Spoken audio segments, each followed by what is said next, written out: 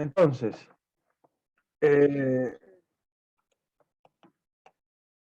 esos serían los diferentes tipos de síntesis, como le dije. Entonces, la síntesis, ¿qué es en realidad? Y esta es la pregunta que yo les hago generalmente. ¿Qué diferencia hay entre síntesis y análisis? Entonces, en función de lo que acabamos de decir, la síntesis básicamente es la que nos va a permitir llegar a encontrar ese dispositivo, ese proceso que nos va a solucionar el problema potencial que tenemos.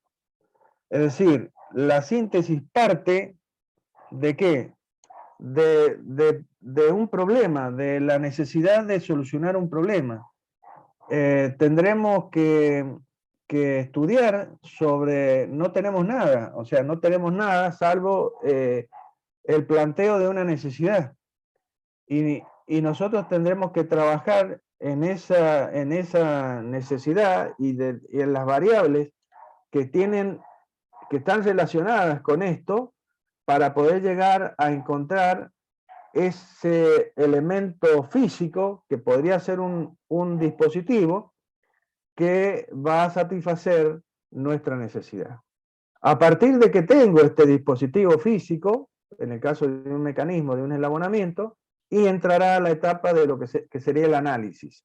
Entonces, el análisis necesita de algo físico. Yo no puedo analizar algo que no existe, que no está sintetizado, se dice. Entonces, esas son las diferencias entre la síntesis y el análisis, que debemos tener claro. Bien, con el tema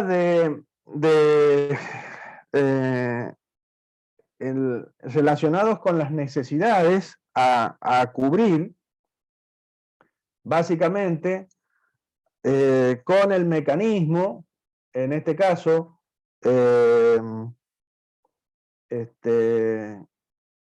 que nosotros vamos a sintetizar, las posibles, digamos, necesidades que vamos a tener van a ser relacionadas con funciones, cumplir con determinadas funciones o cumplir con determinadas trayectorias a seguir por un determinado cuerpo que tiene que seguir una determinada trayectoria, o que un cuerpo ocupe diferentes posiciones dentro del plano, ¿sí? Esto va a dar como resultado lo que se denomina generación de función, generación de trayectoria y generación de movimiento. Rápidamente, ¿qué es lo que es cada una de estas cosas? La generación de función básicamente se define como una función, es una función y función de X, básicamente. Entonces, es la correlación entre un movimiento de salida en función de un movimiento de entrada dado. Sí, desde tiempos muy antiguos siempre han existido lo que se denominan los generadores de función o de funciones mecánicos, que básicamente son cajas negras que con los cuales se logra una determinada salida deseada en respuesta a una entrada conocida o dada, ¿sí? Básicamente.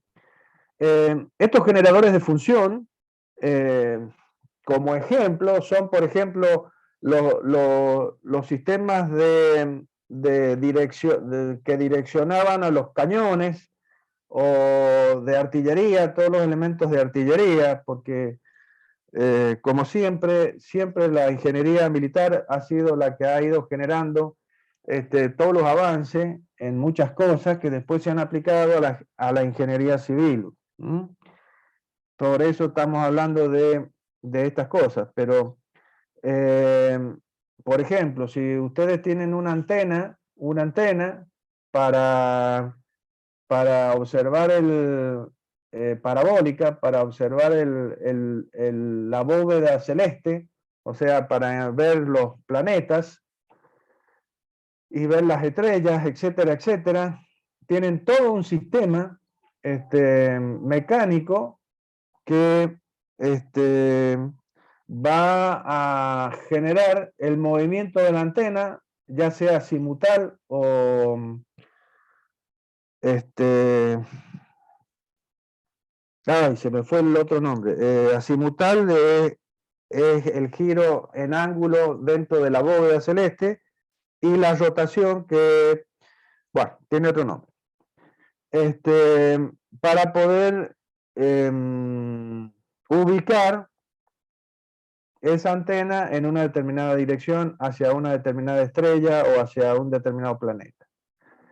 Todas estas son cajas mecánicas, son cajas negras que se les denomina generadores de función mecánicos, o sea, son computadoras analógicas mecánicas. Es como si fuera un reloj analógico, lleno de relojitos, y que con una perillita le damos movimiento, lo cargamos a un resorte y como respuesta a eso vemos las agujas que nos van a dar la hora. Eso es una caja negra mecánica, o una computadora analógica mecánica. Pero con el tiempo y con el tema de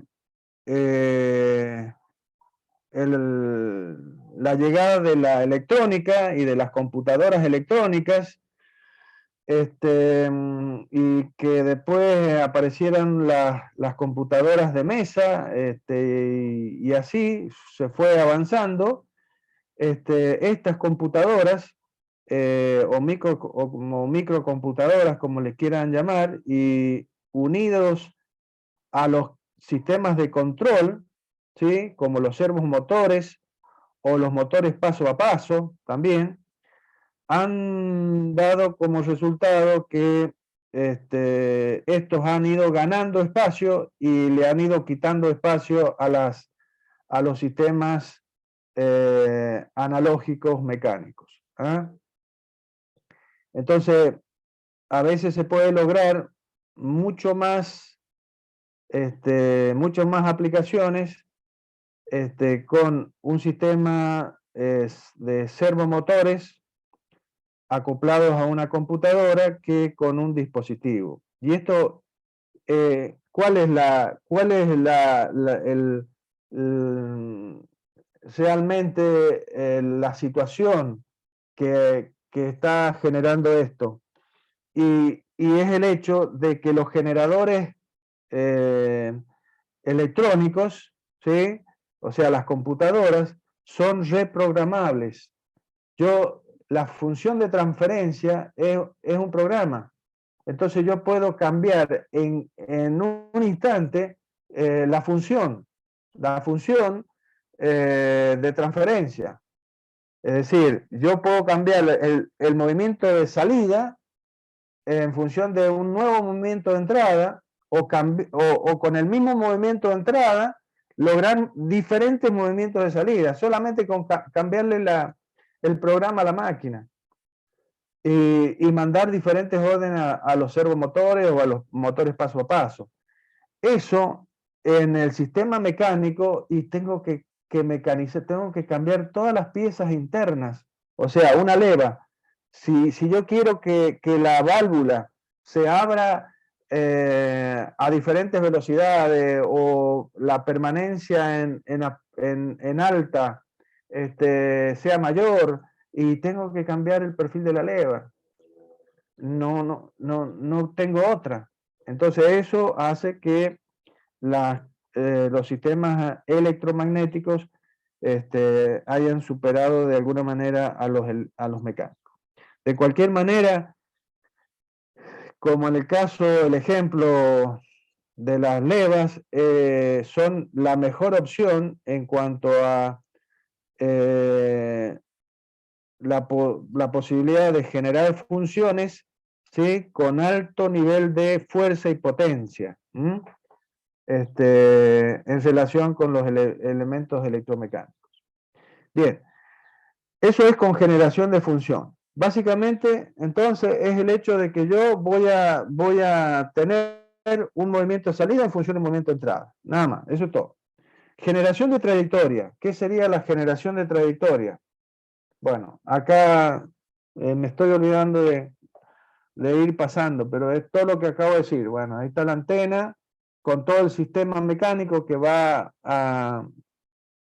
Ahí ven todos los engranajes, la corona, todo este sistema que va a hacer que esta máquina, que esta antena vaya elevación. Ahí me acordé, perdón. Elevación y azimut. Ángulo de elevación y ángulo de azimut.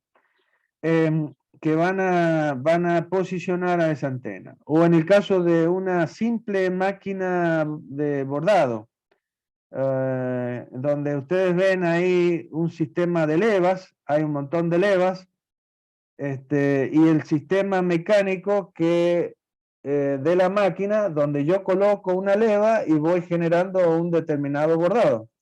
Y le cambio, pero para cambiar el bordado, ¿qué tengo que hacer? Y cambiar la leva. Obligado. Entonces, esas son las cuestiones.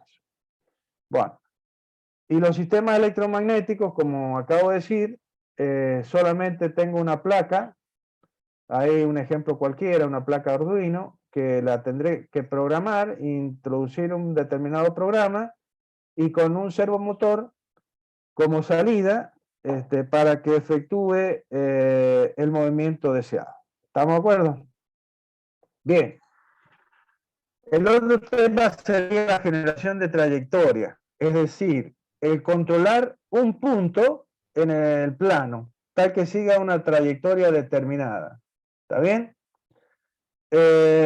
Ojo, quiero controlar un punto de un eslabón que siga una trayectoria determinada en el plano. Esto no quiere decir que voy a controlar la orientación del eslabón que contiene el punto. Eso no se hace en la generación de trayectoria.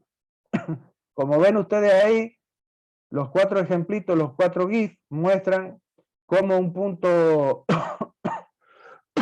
perdón, un punto cualquiera de un mecanismo de 4 eslabones sigue una trayectoria, dependiendo de cuál sea el eslabón, que en este caso es el eslabón acoplador. Esto me da pie también para decirles, que lo vamos a ver más adelante, si Dios quiere lo puedo decir hoy, esa curva verde, en el caso, las curvas, sí, en todos los casos son las verdes, y están generadas justamente por el eslabón verde, que es el acoplador. Lo que pasa es que son las distintas inversiones de un mecanismo de Grashof. Acuérdense que un mecanismo de Grashof era aquel en la cual la suma del más corto más el más largo era menor o igual que la suma de los otros dos, lo cual daba como resultado el hecho de que al menos un eslabón del mecanismo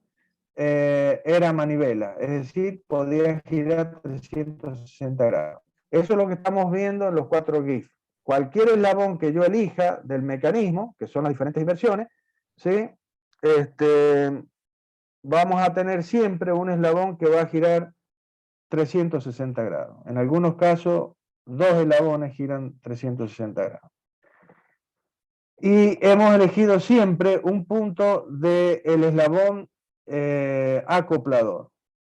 Y vemos que, fíjense que siempre hemos elegido el punto medio de ese eslabón acoplador.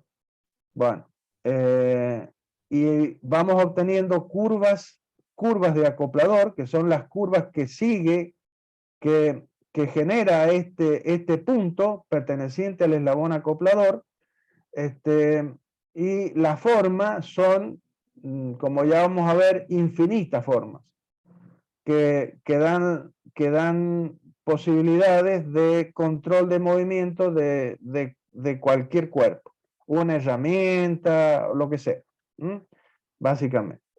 Ya vamos a analizar un poco sobre la forma de estas curvas de acoplador. Y finalmente, la síntesis lo que busca, básicamente, es cumplir con una determinada trayectoria que siga un punto de un eslabón, que en este caso siempre va a ser el acoplador, porque es el eslabón que yo siempre he dicho es el más rico en cuanto a la generación de trayectorias. Cualquier punto de un eslabón que está en rotación pura, como son los balancines o la manivela, siempre van a generar curvas que van a ser concéntricas con el centro de rotación, o sea, van a ser circunferencias. En cambio, los puntos que pertenecen al acoplador generan curvas de diferentes formas, como ya vamos a más adelante.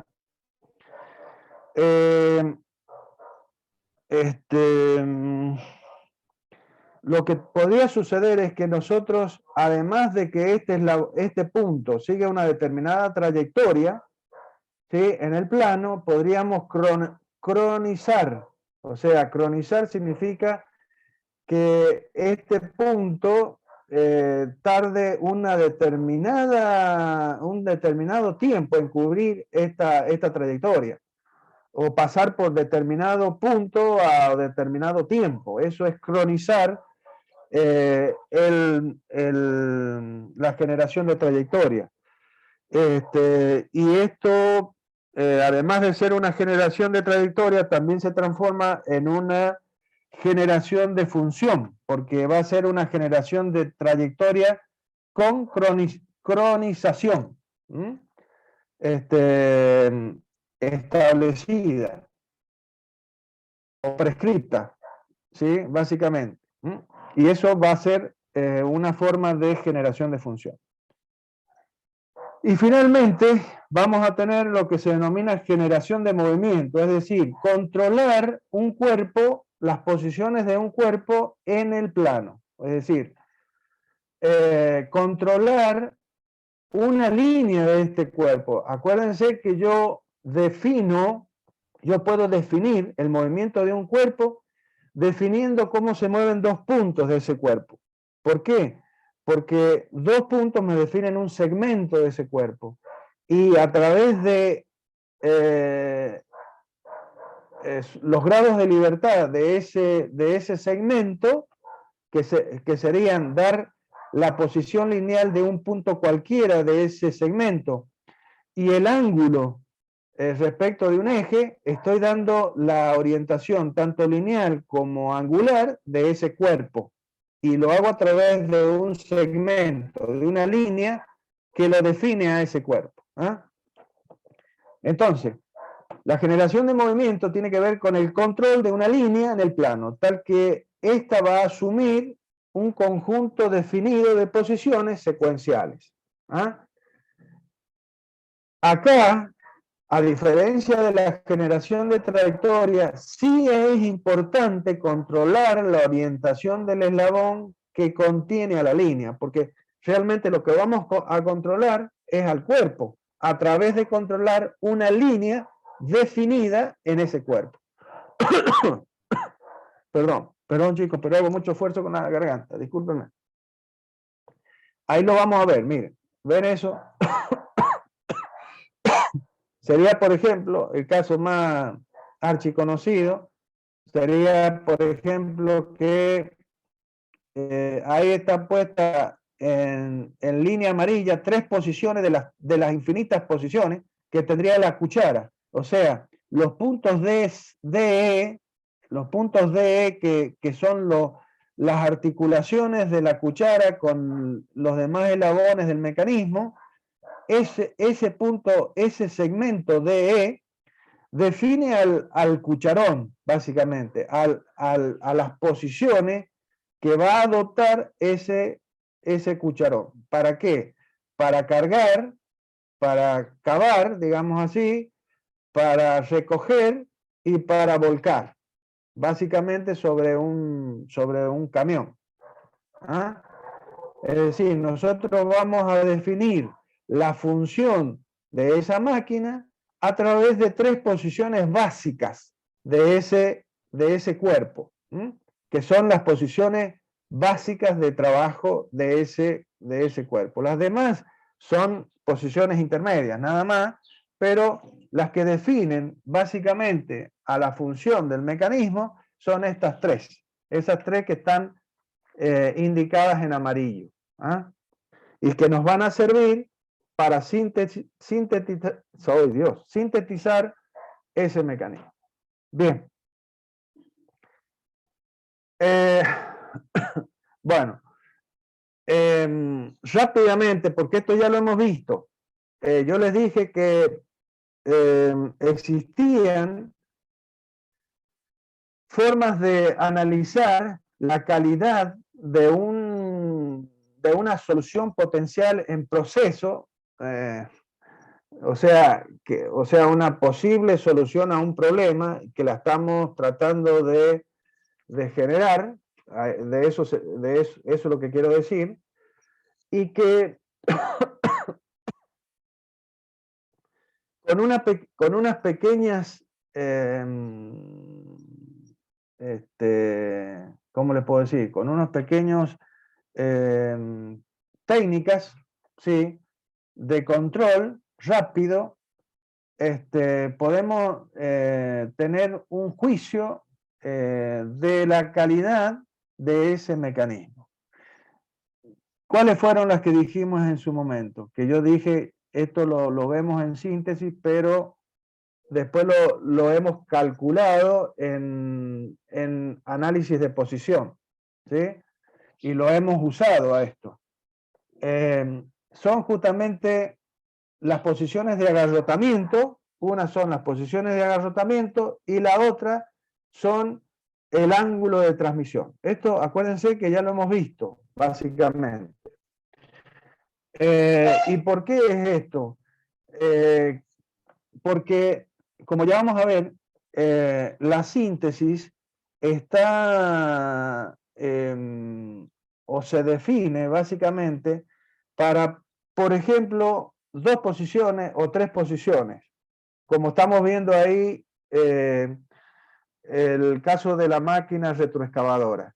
Yo estoy definiendo el mecanismo que va a mover a ese cucharón, básicamente a través de especificar 3 posiciones deseadas de ese cucharón. ¿Estamos de acuerdo? El tema que nosotros vamos a asegurar que ese mecanismo va a existir para esas 3 posiciones.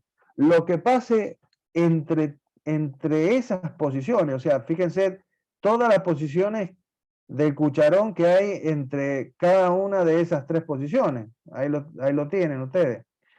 Lo que pase entre esas posiciones, y no sé, puede pasar que entre esas posiciones haya una condición de agarrotamiento. O que entre esas posiciones exista la posibilidad de que entre los eslabones exista un ángulo de transmisión muy pequeño. Y sabemos que eso no es bueno para la transmisión de fuerza o de velocidad. ¿Ah? Entonces, rápidamente, qué es lo que eran las posiciones de agarrotamiento? Las posiciones de agarrotamiento es la posición en las cuales la configuración del mecanismo toma una configuración particular y es la de un triángulo. Y esto se logra porque 2 eslabones de ese mecanismo se han alineado, es decir, se han puesto colineales entre sí. Y entonces adoptan una posición, o sea, una configuración triangular el mecanismo. Ahí vemos el mecanismo en esas 2 posiciones de agarrotamiento. Es decir, tenemos el eslabón de fijación, que sería el eslabón que une a los pivotes fijos o 2 o 4, ¿sí? O 2 o 4 sería mi bastidor. O2C1 sería el eslabón manivela o balancín, vamos a hablar así, balancín. El C1D1 sería nuestro eslabón acoplador 3 y el D1-4 sería nuestro eslabón balancín de salida. Fíjense que para esta posición el acoplador y el balancín 4 están colineales, entonces se ha llegado a la posición de agarrotamiento de ese mecanismo. ¿Por qué de agarrotamiento? Y porque para llegar a esa posición yo he estado moviendo el eslabón 2. ¿Hacia dónde? Hacia la izquierda, o sea, en sentido antihorario. Hasta que, ¿qué pasó? Que 3 y 4 se pusieron colineales. Entonces, por más fuerza que yo haga sobre el 2 para seguir girando, y no va a haber posibilidades, porque estos dos eslabones ya se han puesto colineales y no hay posibilidad de que esto siga girando. Entonces, se dice el sistema se ha agarrotado. Lo mismo si ahora muevo al eslabón 4 en sentido horario, ¿qué va a pasar? Que voy a sacar de esa posición de agarrotamiento al mecanismo, porque ahora estoy generando una fuerza sobre otro eslabón. Entonces, esto tiene que ver con el ángulo de transmisión. ¿Qué pasa si, que ya lo vamos a ver, dónde está formado el ángulo de transmisión? Ya lo saben ustedes, entre el eslabón acoplador y el eslabón balancín de salida, entre 3 y 4. Acá está formado el ángulo. Sería, volviendo acá, fíjense, el ángulo de transmisión mu está formado entre el eslabón acoplador y el eslabón balancín. Es el menor ángulo de los dos ángulos que se forman entre el eslabón acoplador y el eslabón balancín. Eso ya lo hemos definido antes. Solamente se los estoy recordando. Entonces, fíjense que si yo ahora hago una fuerza, le produzco un momento, mejor dicho, al eslabón 2, pero en sentido horario, ¿qué va a pasar? Y que no voy a poder sacar a este mecanismo de esa posición de agarrotamiento. ¿Por qué? Y porque la fuerza que, o sea, yo voy a aplicar un momento acá, voy a aplicar un momento. Ese momento lo puedo descomponer en una fuerza aplicada acá. Esa fuerza se va a transmitir, o sea, la componente de esa fuerza, la proyección de esa fuerza sobre la dirección del acoplador, se va a transmitir hasta este punto para generar un momento sobre este eslabón.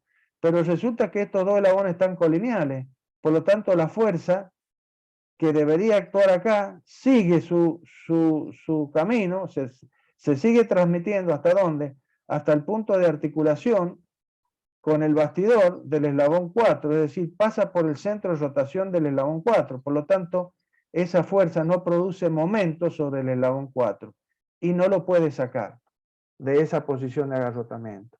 Para poderlo sacar de la posición de agarrotamiento, yo tengo que hacer un momento, pero sobre el eslabón 4. Entonces ahí sí voy a poderlo sacar porque ahora el ángulo de transmisión está acá y fíjense que no es 0. Entonces eso me va a permitir sacar al sistema de la situación de agarrotamiento. Pero ¿hasta dónde voy a poder mover el eslabón 4? Hasta que llegue a esta posición donde el eslabón 2 y el 3 se han puesto colineales para una nueva configuración triangular, ¿ah? De triángulo. Entonces, ahora si yo quiero hacer lo mismo, momento en contra para sacar a este mecanismo del agarrotamiento, y no lo voy a poder hacer porque pasa exactamente lo mismo. Para sacarlo del agarrotamiento tengo que hacer una cupla sobre el eslabón 2. Bueno, eso para un mecanismo de cuadrilátero articulado de doble balancín de Grasov o de no Grasov, como sea, cualquiera de los dos. Este sería un mecanismo de manivela biela corredera, que es un mecanismo en el cual la manivela puede girar 360 grados. pero también tiene posiciones de agarrotamiento. ¿Por qué? Las posiciones de agarrotamiento lo que definen son las posiciones límites del eslabón balancín. Esto también lo dijimos. Existe la colinealidad extendida y la colinealidad traslapada. La colinealidad extendida es cuando el eslabón manivela y el acoplador se suman, ¿sí? Adquiriendo el sistema una forma triangular también. Y eso define la posición extrema del balancín de salida hacia la derecha. Ahora, cuando la manivela sigue girando, porque la manivela no se va a agarrotar, porque la manivela es manivela y puede girar 360 grados, entonces va a seguir moviéndose hasta que pase, que la manivela y el acoplador se pongan colineales, pero ¿cómo? Traslapados, es decir, restándose. O sea, yo voy a tener la manivela, que va a ir de O2 a C1, y el acoplador que va de C1 a D1, ¿ah? Que es la otra posición triangular del sistema. Entonces, eso define la otra posición de agarrotamiento y la otra posición extrema del balancín de salida. Entonces, el balancín va de esta posición D1 o 4 a esta posición D2 o 4, que son las dos posiciones de agarrotamiento o colinealidad que tiene este mecanismo. Les estoy repasando esto de vuelta porque esto lo vamos a aplicar dentro de un ratito en lo que es síntesis. Entonces, es necesario que recuerden esto de que las posiciones de agarrotamiento de un mecanismo de manivela, balancín, son justamente las posiciones extremas de ese balancín, ¿ah? Donde me define la colinealidad extendida y la colinealidad traslapada. Bien, y el ángulo de transmisión, que es otro medio, otro elemento, o otro parámetro, mejor dicho, que me permite definir rápidamente y juzgar sobre la calidad de un mecanismo, de una solución potencial, en función de los valores que este mecanismo tenga. ¿Cómo lo vamos a ver a eso? Como lo repite mucho el libro cuando lean síntesis. Y es que una vez que yo sintetizo a este cuadrilátero articulado, que sintetizarlo va a significar que yo conozco las longitudes de todos los eslabones. Entonces, ¿qué puedo hacer? Yo lo que puedo hacer es hacer un modelo de esto. Es decir, hacer cada una de estas piecitas en madera o en una cartulina y unirlo a través de tornillitos, haciendo los agujeros o con chinches, de tal manera que yo puedo hacer un modelo de este mecanismo. Y entonces, al hacer girar la manivela, yo voy a ver cómo se van formando los ángulos entre los eslabones y puedo tener una acción rápida sobre el conocimiento de este ángulo, ¿ah? Y que este ángulo pueda llegar a tener valores menores de 35 grados. Acuérdense que no se permite tener ángulos menores de 35 grados si este mecanismo está transmitiendo fuerzas importantes. Si el mecanismo transmite muy bajas fuerzas o se mueve a bajas velocidades, se transforma en un mecanismo prácticamente cinemático, no dinámico. Entonces el valor de mu puede ser más chico de 35 grados. Bien. Entonces, el ángulo de transmisión sería el menor ángulo de los dos ángulos que se forman en la intersección del acoplador y del balancín de salida. Y como ustedes ven, eso me da que según el valor de este ángulo va a ser la proyección de la fuerza que se transmite desde la manivela hasta el balancín de salida. que va a tener dos componentes, una perpendicular a la dirección del balancín y otra en la dirección del balancín. ¿Ah? La que está perpendicular al balancín es la que me va a generar momento. ¿Ah? O sea que va a ser la fuerza útil. En cambio, la que está en la dirección del balancín va a ser la que no quiero yo. O sea, esta tiene que ser lo más pequeña posible. ¿Por qué? Y porque es la fuerza que carga al balancín. ¿Y a dónde se traduce esa carga sobre el balancín? A los cojinetes. Es decir, los cojinetes son los que soportan esta fuerza, esta componente de la fuerza, que hace que haya mayor rozamiento y mayores pérdidas. Entonces, hay que tener cuidado con este valor de ángulo de transmisión.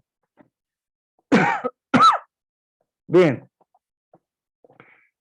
Esto básicamente lo que muestra es una posición de agarrotamiento. Esto sería la compuerta trasera de una camioneta.